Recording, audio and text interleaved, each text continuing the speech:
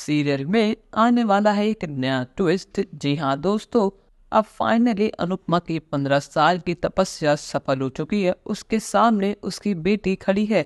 अब यहाँ पर अनुपमा बहुत मुश्किलों के बाद आद्या को समझा पाती है कि आखिर 15 साल पहले क्या हुआ था। पर लेकिन आद्या का डर उसके दिल और दिमाग पर पूरी तरह हावी हो चुका है। पर लेकिन यहाँ पर आद्या का आश्रम उसके हाथ से जा चुका है। यहाँ पर गंगवानी ने अपने आदमी को भेजकर व्यास अंकल और सभी बच्चों को आश्रम से बाहर निकाल कर फेंक दिया है।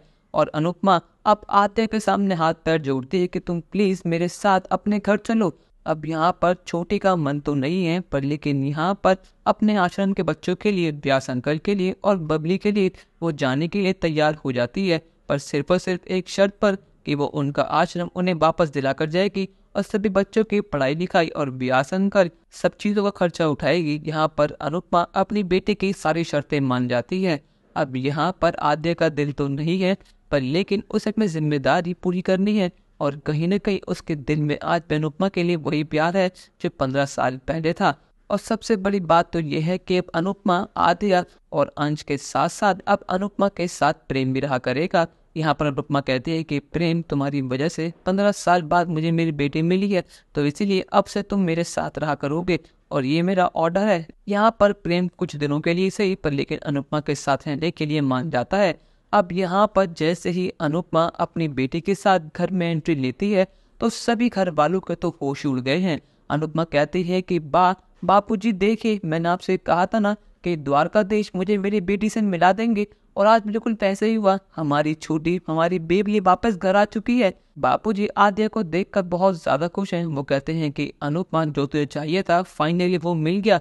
पर लेकिन बाकी सभी घर वालों के तो होश उड़ गए हैं, खासकर डॉली को लग रहा है कि अब आद्या वापस आ चुकी है और वो 15 साल पूरा राज खोल देगी, जिसकी वजह से अब उसे जेल जाना होगा।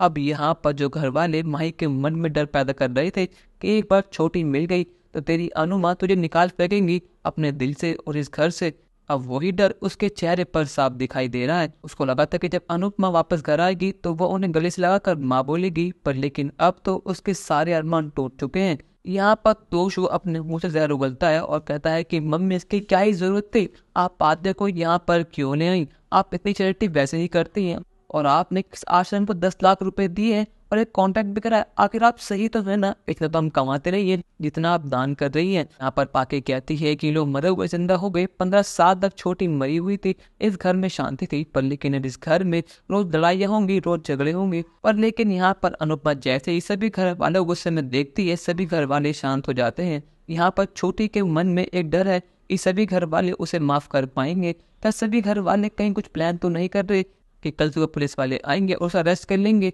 आपको क्या लगता है आद्या के आने के बाद अब घर का माहौल क्या होगा? अपनी राय हमें कमेंट सेक्शन में जरूर बताइएगा और चैनल को अब तक नहीं किया सब्सक्राइब तो कर लीजिए। धन्यवाद।